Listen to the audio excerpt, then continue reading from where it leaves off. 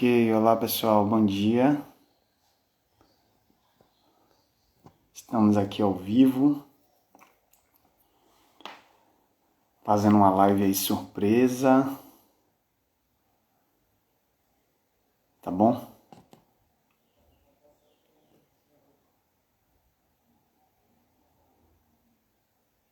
Nós vamos dialogar aqui brevemente sobre como ler o Apocalipse de João, que é o último livro do Novo Testamento, tá bom?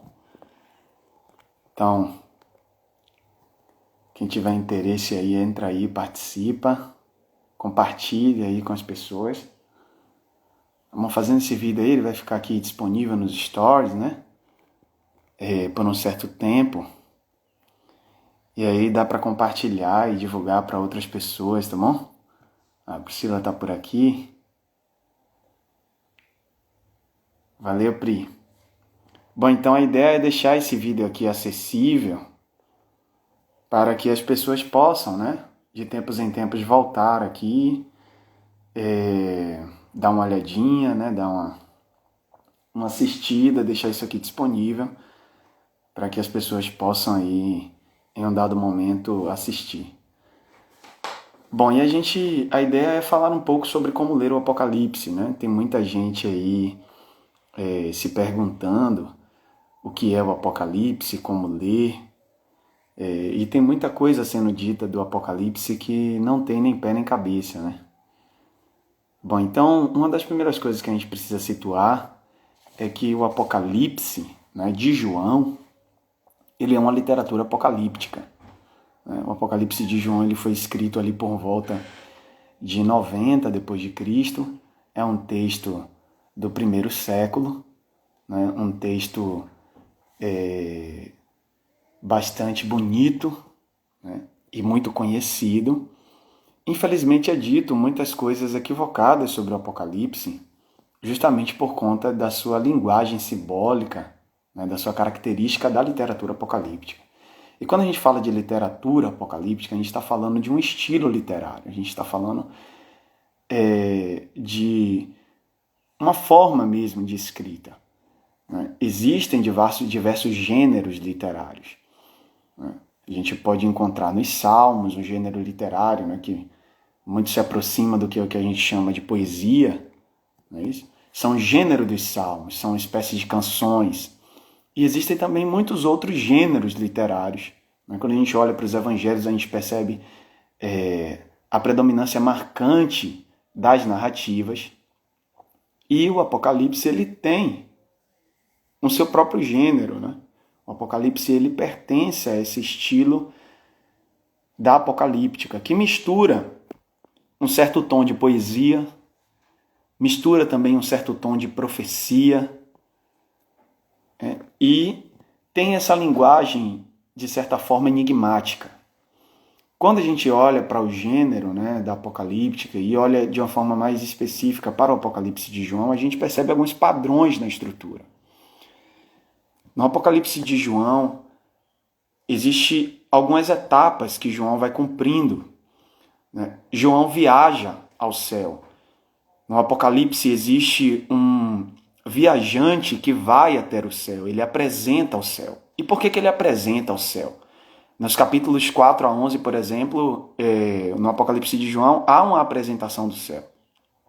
Ele apresenta o céu para confrontar como está a terra. A apresentação do céu é um contraste daquilo que se encontra na terra. Ele está olhando para a terra e está vendo que existe uma situação que parece destoar daquilo que ele crê ser a experiência do céu. E ele deseja que a terra seja mais parecida com aquilo que ele vislumbra no céu. Então esse viajante ele olha para essa experiência do céu com um desejo de que a terra se torne mais parecida com o céu. E ele faz isso porque há nele uma profunda inquietação com aquilo que ele está vendo na terra. E isso é um princípio que norteia todo o Novo Testamento, porque é um princípio, inclusive, da oração de Jesus. Você se lembra do Pai Nosso? Seja feita a tua vontade, assim na terra como no céu. Vocês se lembram disso? Esse é um princípio que norteou toda a história do cristianismo, né? Esse princípio da expectativa do reino de Deus, que se estabeleça na terra aquilo que é o padrão celestial. Então, no Apocalipse, há essa expectativa e essa construção, né? O viajante, ele está olhando para o céu e está vendo uma ordem no cosmos, ele está vendo uma experiência com o sagrado, ele deseja que essa experiência seja estabelecida na terra. Então o Apocalipse tem um viajante, ele vai até o céu, ele vai vislumbrar o céu, ele olha para a terra e olha para os problemas do tempo em que o texto está sendo escrito, e ele vai desejar que os problemas da terra sejam superados a partir dessa lógica do céu. Ele olha para o céu dizendo, olha, aqui está a resposta para o problema que a gente está vivendo aqui embaixo. Então é basicamente essa lógica que vai se construir no livro de Apocalipse. E ao contrário, né, do que muitos vão tentar fazer, empurrar uma leitura literalista do texto, que é uma leitura que... O que é que essa leitura literalista vai fazer?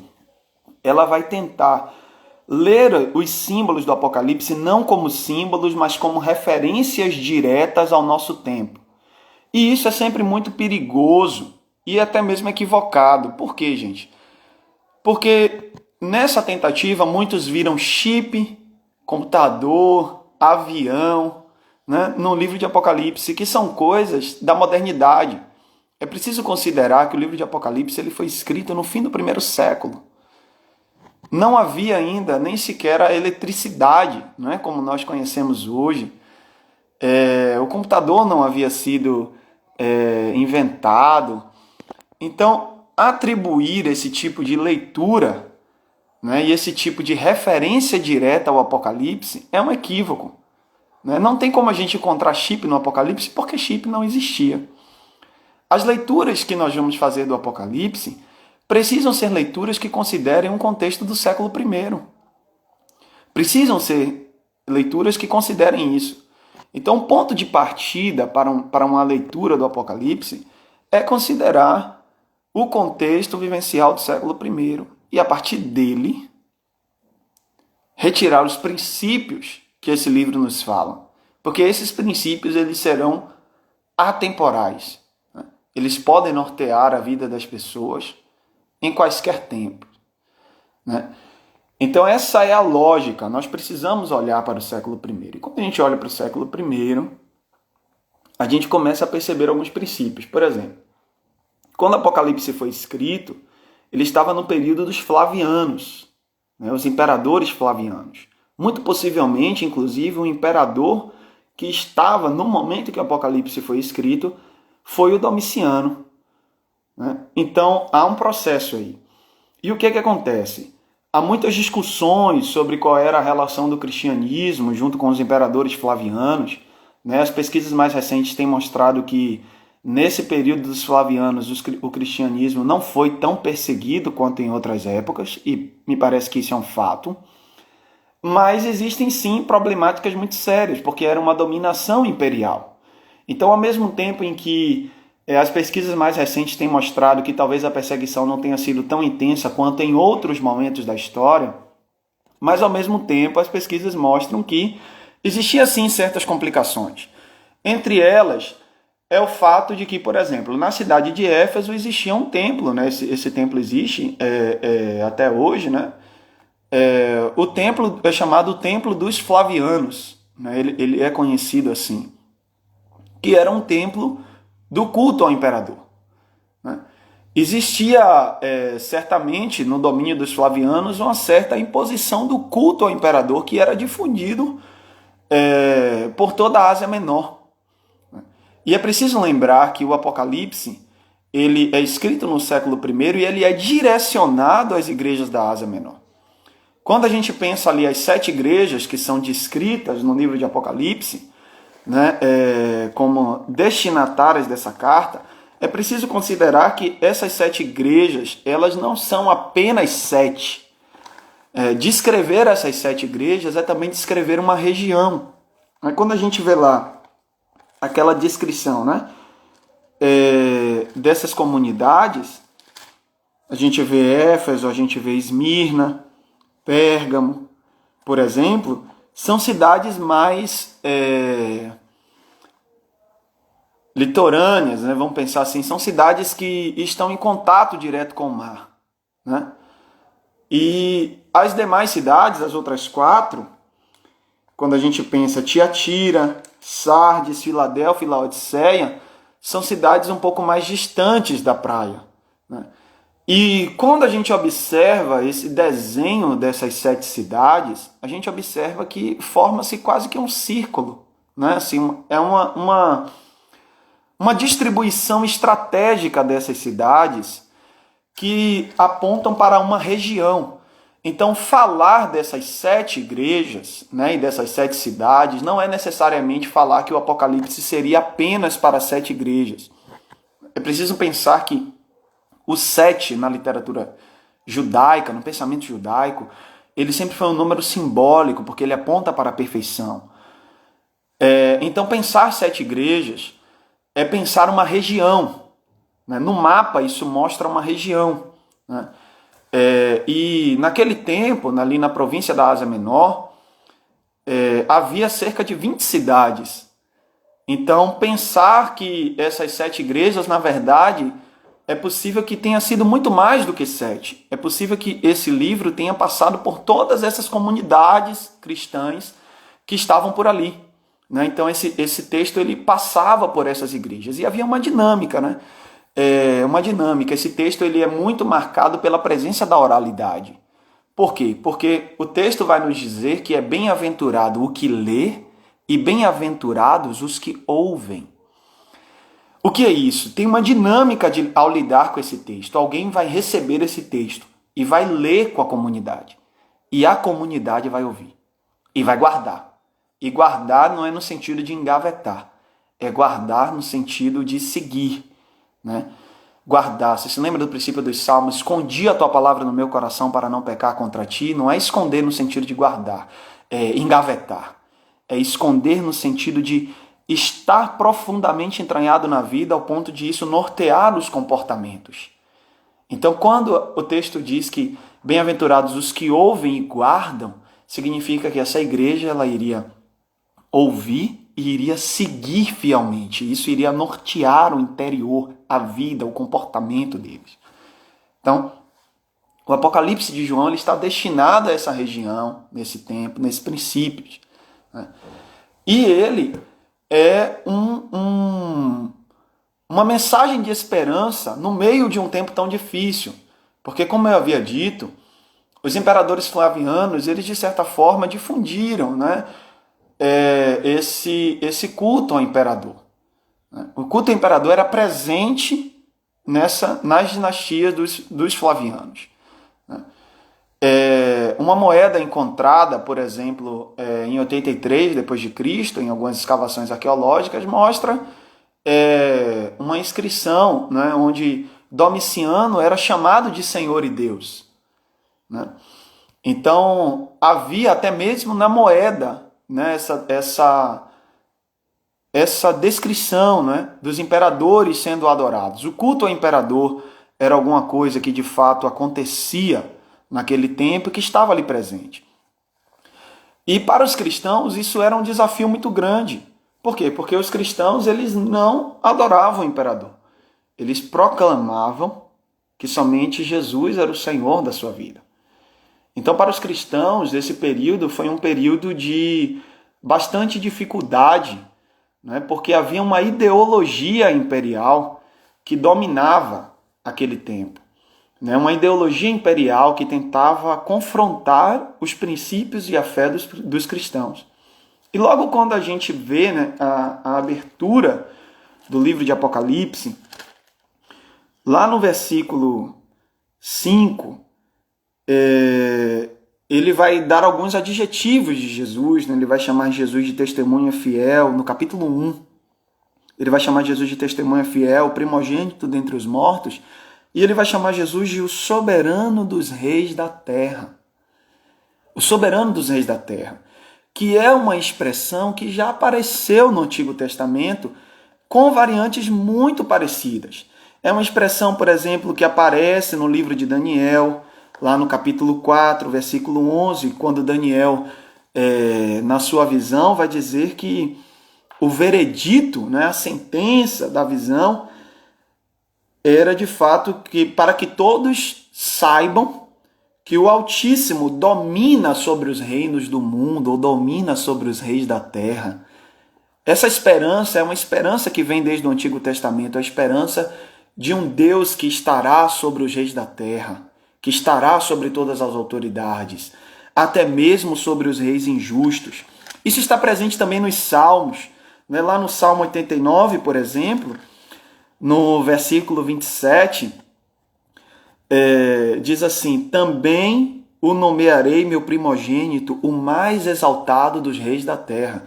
E é num contexto onde esse salmo ele está falando, né, ele vem desde o versículo 20, né? Estou falando do Salmo 89, vem desde o versículo 20, falando sobre o reinado de Davi, né? E dizendo o quanto exaltará Davi. E diz que fará de Davi, né, um rei mais exaltado que os reis da terra. E nesse contexto em que se fala que Davi será feito um rei mais exaltado que os reis da terra, há toda uma expectativa de justiça e um reinado de paz. Porque o versículo 22 lá do Salmo 89 diz assim: nenhum inimigo o sujeitará a tributos e nenhum injusto o oprimirá. Então, quando o Salmo guarda essa expectativa de um reinado de Davi, um reinado de justiça, né, um reinado de esperança, onde ele estará sobre todos os reis da terra, é na expectativa de que haverá no meio do povo de Israel um reinado de justiça, de paz, onde o povo não será mais oprimido com impostos altíssimos, não será dominado e escravizado por outras nações. Então isso tem a ver não necessariamente com a soberania de Davi, mas com uma esperança de que o povo viverá um tempo e um reinado de paz, de vida, de justiça, de felicidade. E aí o que é que o Apocalipse de João faz? Atribui isso a Jesus. No meio da dinastia dos Flavianos, onde o culto ao imperador era bastante difundido, e no meio de uma dominação do Império Romano, onde as pessoas eram escravizadas, onde as pessoas tinham que trabalhar. É preciso lembrar, por exemplo, que no período da dominação do Império Romano, o Império Romano, como era um império marcado por guerras e por soldados, né, para sustentar essa máquina era preciso que as pessoas fossem escravizadas nos campos. Então as pessoas elas eram obrigadas a trabalhar nos campos, elas eram obrigadas a trabalhar arduamente para produzir dinheiro para o império, e elas não podiam usufruir desses recursos. Os trabalhadores trabalhavam, né, no campo e não podiam usufruir desses benefícios, porque o império ficava com, né, a maior parte de tudo, eram impostos altíssimos, toda a produção deles eles não podiam usufruir. Como era que os trabalhadores viviam? Né? Eles viviam na profunda subalternidade. Eles plantavam no pedaço de terra que ficava entre a cerca do dono da terra, e a pista, né, as estradas dos soldados romanos. Esse espaço que era chamado de beira do caminho, que está presente, por exemplo, quando Jesus fala nas parábolas. Quando Jesus conta a parábola do semeador, Jesus diz assim que o semeador saiu a semear e lançou sementes, né, as sementes caíram na beira do caminho. A beira do caminho era aquilo que os pobres tinham, porque eles estavam oprimidos, eles não podiam, na época do Império Romano, ter acesso à terra para plantar, então lhes restava apenas um pedaço de terra que ficava entre a cerca e a estrada romana. Né? Esse pedaço de terra, aquilo que a semente desce ali, era onde os pobres escravizados poderiam colher. Na terra mesmo, cercada, eles não podiam colher. E na estrada, a estrada que era feita com sal mineral, inclusive é por isso que Jesus fala assim, o sal, quando perde o seu sabor, serve apenas para ser pisado pelos homens. Você se lembra de Jesus falando sobre isso? Era porque as estradas romanas eram feitas com sal mineral. E o sal mineral, diferente do sal marinho, ele tem uma validade e ele fica amargo. Né? Ele realmente perde o sabor e começa a ficar amargo. Né? Então, os romanos usavam esse sal para fazer as estradas. E as estradas eram feitas sendo pisadas pelos homens, né? Os homens iam pisando, amassando esse sal mineral para fazer as estradas. E como era utilizado muito sal, né? Acabava que isso prejudicava o solo e isso não tinha como você plantar ali, né? Naquela estrada, naquele lugar, né? Então restava apenas a beira do caminho. Opa, desculpa aí, galera. Restava apenas a beira do caminho, né? A beira do caminho. E na beira do caminho nem sempre eles conseguiam colher, né? Era uma questão mesmo de subalternidade, sobrevivência, né? Os pobres durante o período do Império Romano foram muito mais oprimidos, né? Sofriam bastante na mão do Império. Então quando João resgata essa imagem do Antigo Testamento de Jesus como o soberano dos reis da terra, essa imagem que aparece nos Salmos, de Davi, nessa esperança davídica, né, de que ele será o rei da terra, o soberano dos reis da terra, e o povo já não precisará pagar tributos a outro, o povo já não será mais oprimido. Essa esperança é uma esperança que é implantada, transportada para a figura de Jesus, no meio de um período de dominação dos imperadores flavianos, né? Então o livro de Apocalipse ele já se abre com essa esperança, né?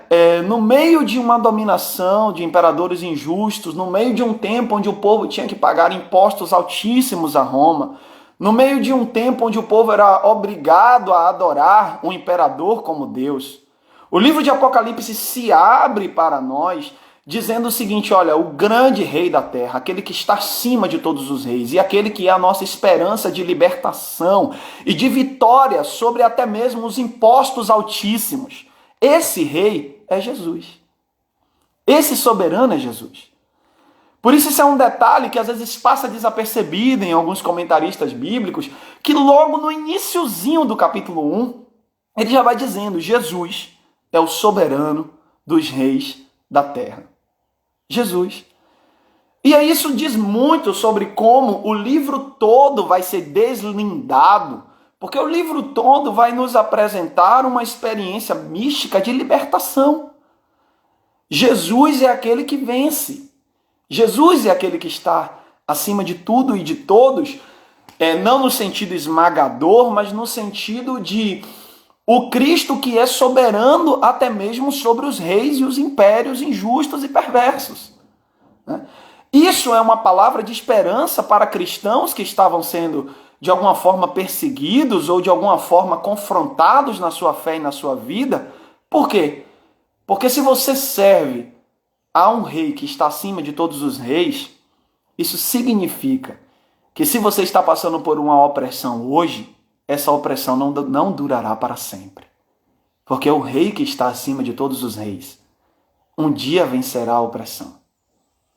Então o livro de Apocalipse, ele se abre para nós com essa esperança, né? Com essa expectativa.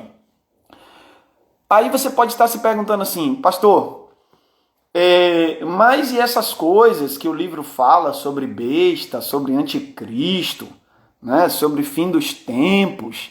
Como é que vai ser isso? Bom, gente, é preciso considerar o caráter simbólico do livro e é preciso considerar os elementos do século I para interpretar o texto. E, infelizmente, na história do cristianismo, muitos desconsideraram isso e acabaram cometendo diversos equívocos, né? Um dos elementos importantes para a gente interpretar, né, a besta, por exemplo, é considerar o que o próprio capítulo 13 diz. Vocês já leram Apocalipse capítulo 13? Lá no último versículo, o que é que ele diz? Tem uma coisa que às vezes as pessoas não leem, né? Ele diz o seguinte, ó: aqui há sabedoria. Eu estou no capítulo 13, versículo 18. Aqui há sabedoria. Aquele que tem entendimento, calcule o número da besta, pois é um número de homem. Ele está dizendo que é o número de um homem. E aí ele diz assim: seu número é 666. Observe que coisa interessante. Ele está dizendo: calcule. O livro manda calcular. E aí o que é que acontece? Existem alguns teólogos que vão defender a teoria de que quando a gente escreve o nome de Nero em hebraico e somando essas letras, ele dá 666. Né? Então é muito possível, né, que esse 666 fosse um indicativo direto ao nome de um imperador, né, e fosse um indicativo direto a uma alusão ao Império Romano, né, denunciando que era o espírito de Nero. O que é isso? A mesma ideia de um imperador perverso. Esses imperadores eram como arquétipos, eram cópias, eram imagens, né? Eles repetiam o mesmo comportamento de Nero. É como se fosse uma denúncia dizendo, olha, esse que é a besta, né? São esses imperadores que repetem um certo comportamento, né? Esse comportamento de alguma forma é recorrente, certo? Então, é uma denúncia de um estilo, né, de governar, de imperar, né, que de alguma forma cerceava a vida. Então a gente precisa ficar atento a isso, né?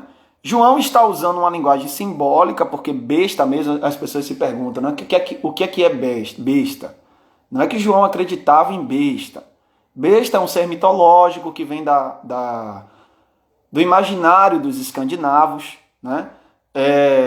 Um ser mitológico. João usa uma linguagem do ser mitológico, não necessariamente para dizer que ele cria nisso. Ele usa como linguagem figurada para falar. A gente poderia traduzir besta como monstro, né? João está usando uma linguagem figurada para falar de um monstro, né? Para denunciar a monstruosidade de alguém. Ele está usando uma linguagem figurada para denunciar a monstruosidade de alguém, a monstruosidade de imperadores, né? E de fato havia naquela época um certo grau de monstruosidade no coração desses homens, né? Toda vez que a gente vê os poderosos, as pessoas que concentram grande poder na sua mão e que não lutam em prol do povo, a gente percebe monstruosidade no coração deles, né? Há sempre monstruosidade em governos que não lutam em prol do povo, que estão interessados apenas no seu bolso, né, no seu nome pessoal, nas suas vantagens pessoais, né, que não estão nem aí para o sofrimento humano. Há um certo grau de monstruosidade ali, então há um certo grau de besta, né? Por isso que a besta, ela não é uma figura histórica, né? Ela não é uma figura histórica. Sempre haverá na história bestas, né? Tem a ver com essa monstruosidade do coração. O livro está falando disso, né? É uma linguagem simbólica para falar, né, de como os poderosos guardam essa monstruosidade no coração. Aí alguém pode falar assim, sim, pastor, e o anticristo? Gente, é só ler a primeira carta de João. Vocês já leram? Vai lá comigo, 1 João, fica um pouquinho antes de Apocalipse. 1 João capítulo 2, que é um texto próximo da data em que Apocalipse foi escrita, ele nos ajuda a compreender de alguma forma o que é essa lógica do anticristo, né? O que é essa lógica do anticristo? O versículo 22, ele vai dizer... Olha, a gente podia ler até do versículo 18 em diante, do 18 até o 22. 1 João capítulo 2, do 18 ao 22, diz assim, olha só.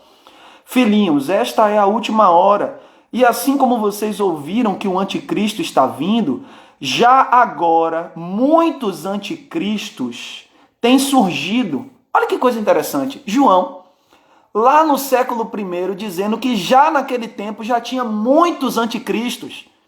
Isso significa que anticristo na mentalidade do século I não era uma figura histórica.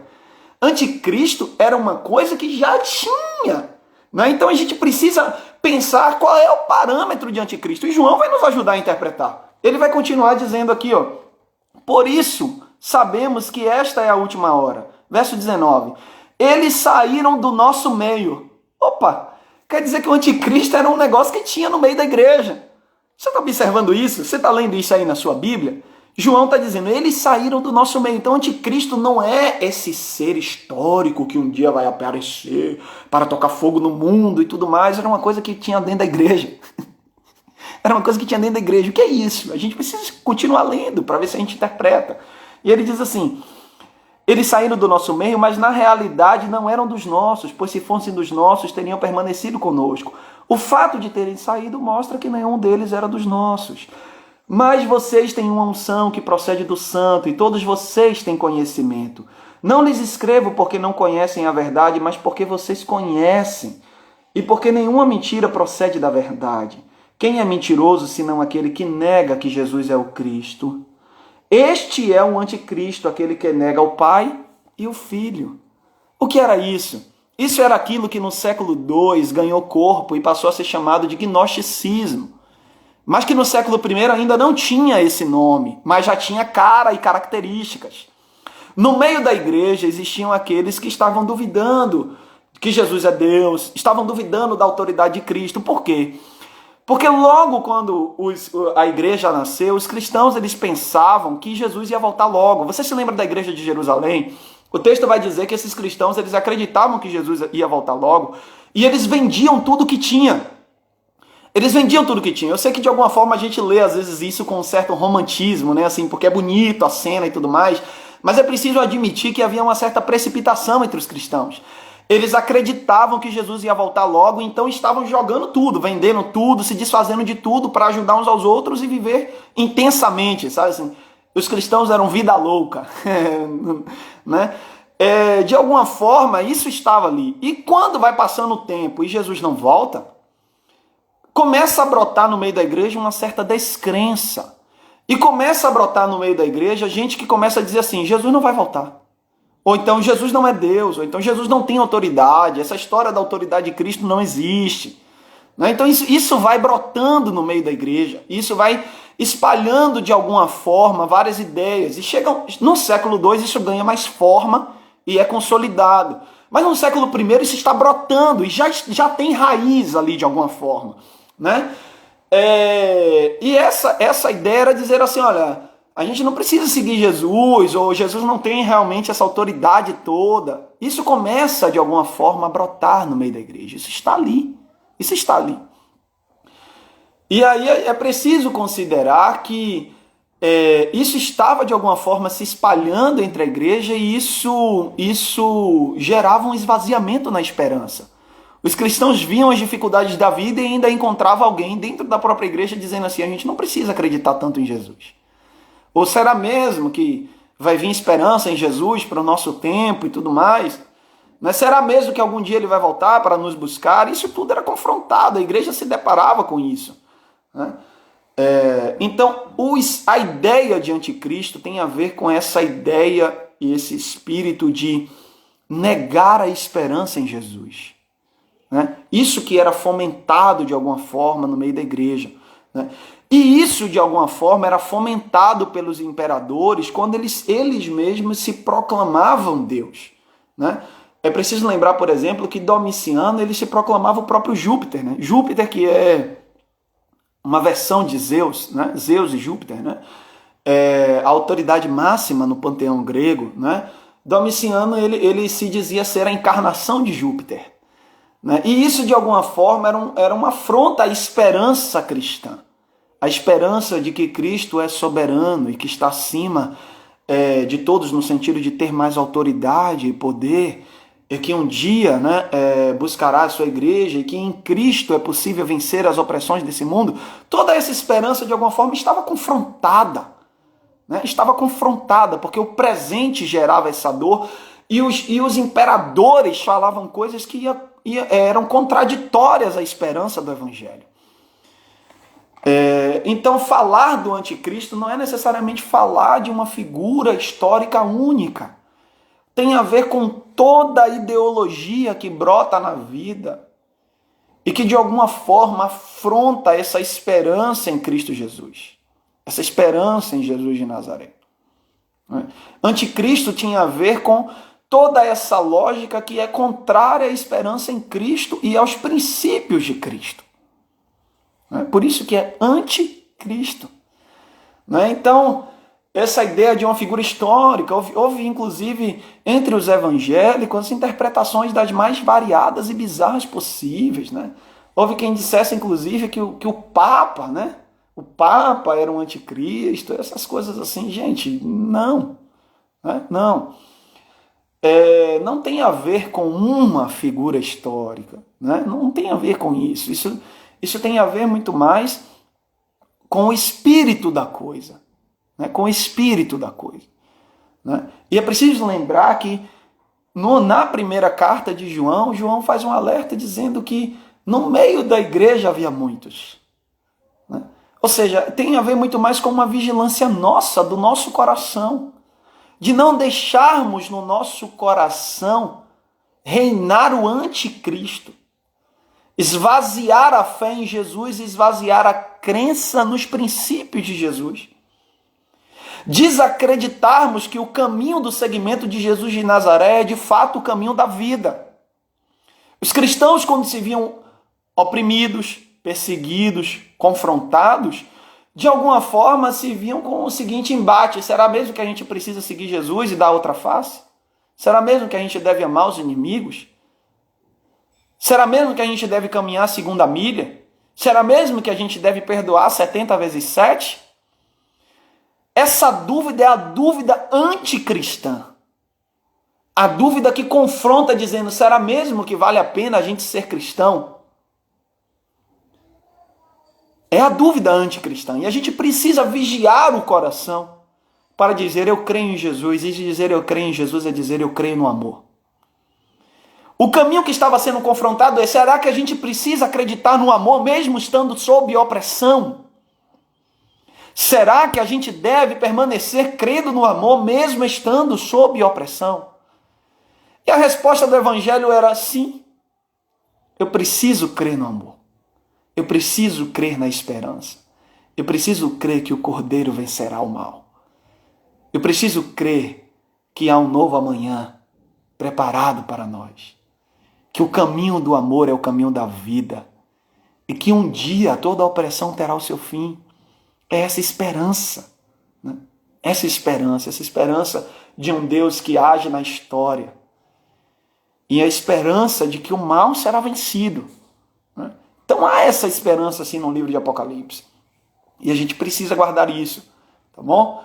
Então essas aí são alguns princípios para a gente ler o livro de Apocalipse, né? São algumas coisas assim que vão brotando entre nós, tá bom? Bom, se vocês tiverem alguma dúvida, escreve aí rapidinho aí. Quero agradecer ao pessoal aqui que está aqui, tem gente participando aqui no chat ao vivo, gente assistindo, legal, obrigado aí, viu gente? Alguém tem alguma dúvida aí? Manda aí no chat ao vivo, tá bom? Pra gente ir trocando aqui algumas ideias, eu tecer algum comentário, alguma coisa. O que é que vocês já ouviram aí sobre Apocalipse e tal? Ou como é que vocês estão reagindo a isso aí que vocês acabaram de ouvir? Fala aí. Fala aí alguma coisa aí, manda aí alguma coisa no chat aí, pra gente trocar umas ideias.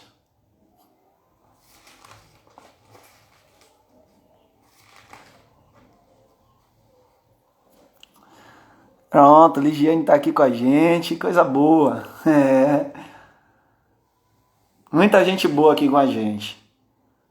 Eu vi que tava aqui também, né? Deixa eu aproveitar para, enquanto vocês estão mandando alguma coisa aí, tomara que essa galera ainda esteja, eu vou saudar aqui. A Fátima, a professora Fátima, tá aqui com a gente. Gustavo tá aqui com a gente. Deixa eu ver aqui. Ateliê Tárcia Costa. Tárcia tá aqui com a gente. O Barros, né? Barros JB. Não tô sabendo te dizer quem é, mas um abraço aí, Barros. A Elba, né? Elba Oliver tá aqui com a gente. O pessoal do Unidos pela Vacina também, né? Tava aqui com a gente. Andressa tá aqui com a gente, legal. Eu tinha visto aqui também o Felipe Queiroz, se ainda tiver, um abraço, querido. Vi aqui também a Comunidade Batista de São Gonçalo, Julião Oliveira, valeu, Julião, coisa boa, tava aqui com a gente. Brenda, Alice Santana, Mincena, Lázaro, Lázaro tá aqui, Cris tá aqui, Fabão tá aqui, William, obrigado. Paula Maciel, olha, Pastor Valdir, um abraço, gente. Albert, Priscila, valeu, gente. Aí, quem tá aqui conosco aí, um abraço, tá bom? Bom, gente, se vocês não estão com dúvida nenhuma, então eu acho que por hoje valeu, né? Acho que vale depois aí a gente voltar aqui e fazer umas outras lives aí, tá bom? Pra gente ir trocando essas ideias, Ó, o celular tá danado querendo escorregar aqui. Já é a segunda vez. No Instagram ele tem que ficar em pé, né? Bom, é isso. Tá bom? Última chamada aí. Quem tem alguma dúvida, manda aí. Manda rapidão aí. 10, 9. Bom, não chegou até aqui nada, então vou dar um abração aí pra vocês. Bom, obrigado por vocês estarem aqui.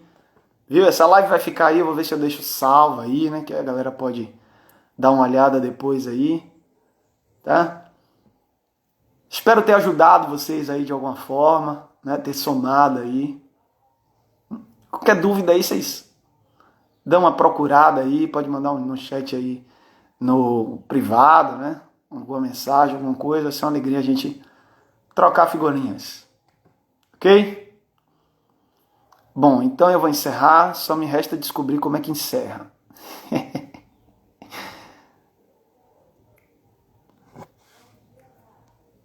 A Lígia está comentando aqui. Como é bom conhecer a palavra de Deus. Toda a minha vida aprendi que o anticristo se tratava de uma pessoa. É verdade, Lígia, verdade. Verdade. Né? Uma pessoa que um dia iria chegar. Né? Isso. De alguma forma, a vida toda a gente aprende isso. Né? Porque tem um aspecto, gente, que assim, a gente tem que ter sempre muito temor ao falar de outros irmãos e irmãs na fé, para que a gente não se torne inimigos dos outros, para que a gente não fomente a desunião entre as igrejas evangélicas. Mas, ao mesmo tempo, a gente precisa ter uma certa criticidade, a gente precisa ter uma certa denúncia, né? E o que acontece? De alguma forma, as igrejas evangélicas, elas construíram interpretações equivocadas e sustentam isso, né? Sustentam isso. E me parece, não são todas, e eu falo isso com muito temor no coração, porque eu acredito na igreja. Eu sou pastor evangélico, se alguém ainda não sabe, eu sou pastor de uma igreja, e eu acredito na igreja, eu sou pastor de uma igreja batista, evangélica, eu acredito na igreja, né? Quando a gente faz essa crítica, não é querendo desmerecer ninguém, nem desfazer das igrejas, nem nada disso. A gente faz essa crítica como amor, né?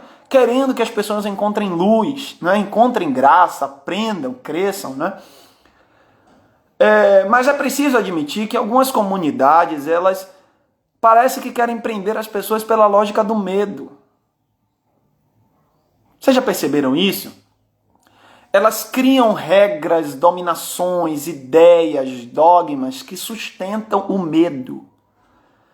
Porque de alguma forma, alguns parecem pensar assim que a forma de ter os membros na igreja é pelo medo.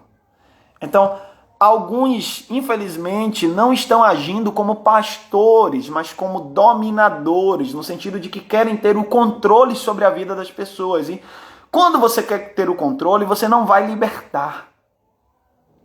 Você não vai emancipar. Você vai sempre querer controlar. E o medo é uma ferramenta de controle. O medo é uma ferramenta de controle. Então, é de se compreender, é compreensível, né? Assim, mas não é aceitável, né? A gente entende, no sentido de que a gente discerne o processo e percebe que algumas comunidades agem assim como estratégia de controle, né? Controle. Então, é preciso que as nossas comunidades construam um espaço de liberdade, de emancipação, o ensino do conhecimento, para libertar, para que as pessoas interpretem o texto e para que elas tenham, de certa forma, autonomia sobre suas vidas, né? É isso que a gente precisa pensar. Olha, agora que eu já ia encerrar, entrou uma galera aqui. Vou dar um abraço pro Vitor, pra Sinara, pra Jaque, tem uma galera entrando aqui, que coisa boa. Gente, se alguém tiver alguma dúvida sobre Apocalipse, manda aí, que eu já estava encerrando aqui a live, tá bom? Se alguém tiver alguma dúvida aqui sobre Apocalipse, manda aí pra gente trocar algumas ideias. Se eu não souber, eu invento. Brincadeira, né? Se eu não souber, eu vou dizer que eu não sei mesmo, tá bom? Mas é possível. né? É possível que eu possa ajudar vocês aí, ou somar, ou indicar alguma fonte, né, de leitura. É possível que eu possa somar. Então manda aqui essa dúvida, tá bom? Pra gente trocar algumas ideias aí. Tem alguma dúvida sobre Apocalipse? Manda aí rapidinho pra ver se a gente rende ainda mais alguma coisa, tá? Bom, então como eu vinha dizendo, parte desse processo de leitura equivocado tem a ver com isso, né? A lógica do medo e a lógica do aprisionamento, né? E a gente precisa libertar o texto bíblico da prisão que muitos colocaram. Ó, Ramila está entrando aqui também. Um abraço, Ramila. Tá bom, gente? Eu já falei bastante coisa aqui sobre Apocalipse para quem está chegando agora, mas eu vou deixar essa live aqui salva, tá bom? Quem quiser depois aí volta aqui, assiste e tal. E eu estou dizendo aqui, ó, quem tem alguma dúvida sobre Apocalipse, manda aí rapidinho. Escreve aqui no chat pra gente ver se ainda rende alguma coisa, né? Eu já estava caminhando para o fim, mas aí foi entrando a galera. Quem tem ainda alguma dúvida aí, fala aí para ver se a gente ainda rende mais algum calo, tá? E como eu vinha dizendo, a gente precisa construir e consolidar uma leitura bíblica que liberte as pessoas, que emancipe as pessoas. Pronto, o Vitor está perguntando aqui, e a profecia do computador que já estava em Apocalipse? Pois é, isso. Eu falei isso, Vitor, aqui, né? A galera que estava aqui desde o início, mais cedo, já me ouviu falar, né? Que o que acontece? Não tem como o livro de Apocalipse falar, né, de referências diretas a quaisquer coisas do nosso tempo. O Apocalipse não pode ser lido com referências diretas. Não pode ser lido, né? O Apocalipse as referências do Apocalipse devem ser interpretadas de acordo com o contexto cultural do século I. Bom, Apocalipse foi escrito provavelmente no ano 90 depois de Cristo, naquela faixa ali, né? Muito provavelmente na época os imperadores eram os Flavianos, muito possivelmente inclusive o imperador Domiciano, que era um dos Flavianos, né? E as referências históricas do livro de Apocalipse devem ser interpretadas a partir desse pressuposto. Então, gente, de uma vez por todas, Apocalipse não fala de avião. Eu me lembro que em 2001, no atentado das Torres Gêmeas, o pessoal ficava compartilhando o texto do Apocalipse dizendo: está se cumprindo, as Torres Gêmeas está se cumprindo. Não. Bom, referência direta, não. Agora, os princípios do Apocalipse, sim. É possível ver de alguma forma o atentado das Torres Gêmeas no Apocalipse? Não de forma direta, como referência direta, como se estivesse escrito já que aquilo na história ia acontecer. Não, isso não. Mas se a gente olha para o contexto sociopolítico, geopolítico do mundo, o Apocalipse de alguma forma está falando sobre isso, sobre impérios, dominações, que culminam nisso, né? O estrago que o Ocidente fez no Oriente, né? O estrago norte-americano em determinados países, né? Que fomenta determinadas iras e reações, né? Então é preciso sair também do bloco da ingenuidade, né? E tal. Então, assim, é um processo. De alguma forma, o Apocalipse fala sobre tudo isso, né? Sobre essa dimensão do poder, do império, né? Da maldade humana, do poder, né? E o Apocalipse vai dizer que a gente não pode ceder a essa lógica. O Apocalipse está nos desafiando a seguinte interrogação: de que lado nós estamos? Do lado do dragão ou do lado do cordeiro? O Apocalipse nos confronta. A gente está do lado de quem? Do dragão ou do cordeiro? A gente está do lado da lógica imperial perversa que mata e domina pessoas, que escraviza pessoas, a lógica da opressão, a lógica que é contrária à vida? Ou a gente está do lado da criação, do Deus da vida, do Deus da liberdade, do Deus do amor? O Apocalipse está se perguntando sobre isso. Quem está do lado do cordeiro precisa estar do lado da vida, né? E do lado da vida onde ela pode ser vivida em abundância. É vida com liberdade, vida sem cerca, né? A vida onde a gente pode respirar e encher o pulmão, né? Quem está do lado do cordeiro está do lado da vida, está do lado do amor.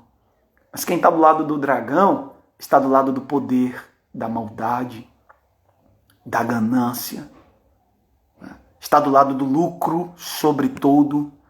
Vocês já leram o capítulo 18 de Apocalipse? O capítulo 18 fala muito sobre isso, né? Quando ele vai denunciar, chega um dado momento que Roma é chamada de Babilônia, né? No livro de Apocalipse, tá bom? Roma, o Império Romano, é chamado de Babilônia, né? E aí ele vai... Ô, gente, desculpa, eu não tô sabendo usar esse negócio, toda hora ele fica escorregando. Toda hora ele fica escorregando aqui. É um negócio sério. No capítulo 18, ele vai denunciar isso. E ele vai dizer, olha, ele vai dizer assim, Babilônia vai cair, ou seja, o Império Romano vai cair. Ele profetiza isso, né? Ele vai dizer assim, essa opressão vai acabar. E aí quando chega lá no capítulo 18, os versículos 11 até 13, ele vai dar uma denúncia, né, sobre isso. Ele vai dizer assim, olha, esses vendedores, esses grandes comerciantes, um dia vão chorar, né, porque Roma vai cair. E aí quando chega lá nos versículos de 11 a 13, ele vai dizer o seguinte, Apocalipse 18, de 11 a 13, ele vai dizer assim, os negociantes da terra chorarão e se lamentarão por causa dela, porque ninguém mais compra a sua mercadoria. Aí ele vai dar a lista de mercadorias. Olhe a sutileza do texto.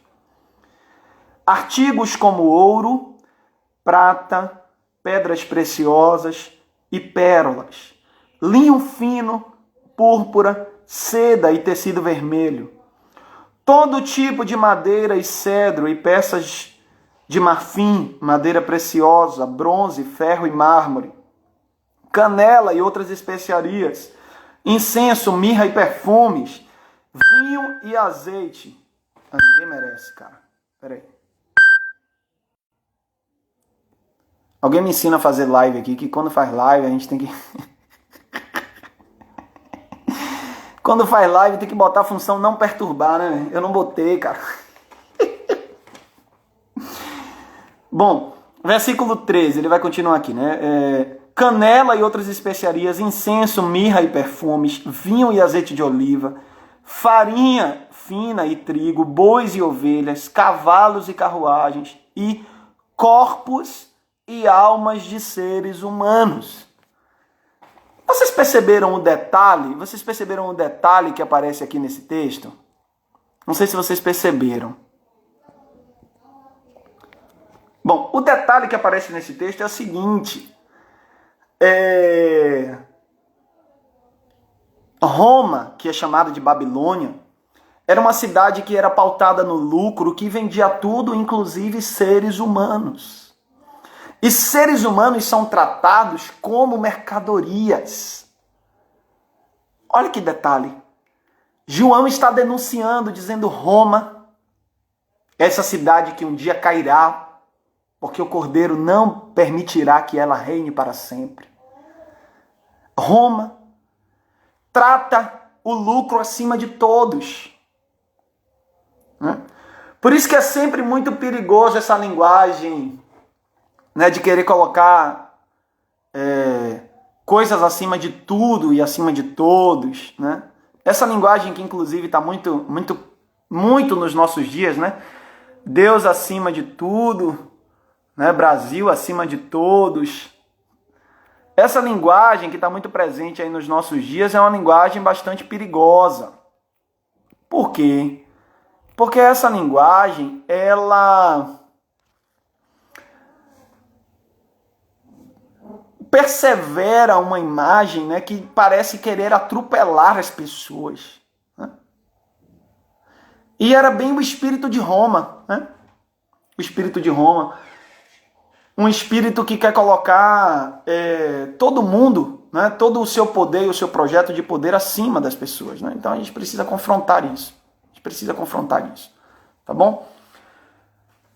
Bom, gente, eu vou ficar por aqui. Tá? Acho que a gente já falou aí bastante coisa. Quem quiser depois aí assiste aí a live, tá? Essa live eu vou dar um jeito aqui de deixar ela disponível, né? O nosso espírito é o espírito do Cordeiro, tá? A gente não está do lado do dragão. A gente não está do lado do lucro acima das pessoas. A gente não está do lado da desumanização. A gente não está do lado do poder acima de tudo. A gente não está do lado disso. A gente está do lado do amor, da esperança, da vida. Nós cremos em Cristo. Nós cremos no Cordeiro que foi morto, mas ressuscitou. Um Cordeiro que vence um projeto de morte. Roma matou Jesus na esperança de que ele encerrasse. Mas o Cordeiro ressuscita e vive para sempre. É a vitória do Cordeiro sobre o projeto imperial de morte. Nós estamos do lado do Cordeiro. A vitória da vida sobre os projetos imperiais de morte. Bom, eu vou ficando por aqui, tá bom? Valeu, obrigadão aí pra quem entrou aí. Valeu, obrigadão, tá bom, gente? Um abração. Tamo nessa. Bye, bye.